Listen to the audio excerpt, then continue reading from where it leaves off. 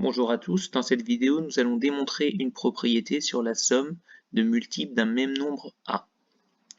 Donc on prend A qui est un entier relatif, on va choisir deux multiples de A qu'on va appeler B et C. Si B est un multiple de A, on va pouvoir écrire B sous la forme K1 fois A, avec K1 qui va être un entier relatif.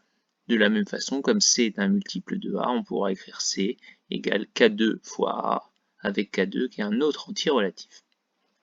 Maintenant, on s'intéresse à la somme B plus C. Si on recopie juste et on remplace par ce qu'on a dans les encadrés en bleu, on va avoir K1 fois A plus K2 fois A.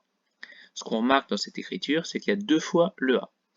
Quand on a une écriture de ce type-là, on va pouvoir faire une factorisation avec la méthode du facteur commun. Ce facteur commun, c'est le A.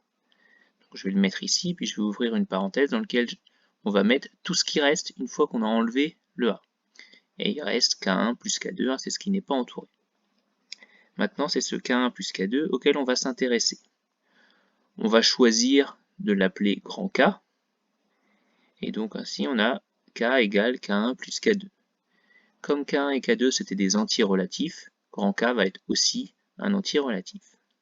Si maintenant on reprend depuis le début, on va donc avoir B plus C qui est égal à A fois K, grand K. Et ça, c'est la définition de multiple, puisqu'on est bien du type A fois quelque chose avec un entier. Donc B plus C est un multiple de A. Ainsi, on a démontré la propriété suivante. La somme de deux multiples de A, qui nous étaient B et C, est bien un multiple de A également. Merci pour votre écoute et à bientôt.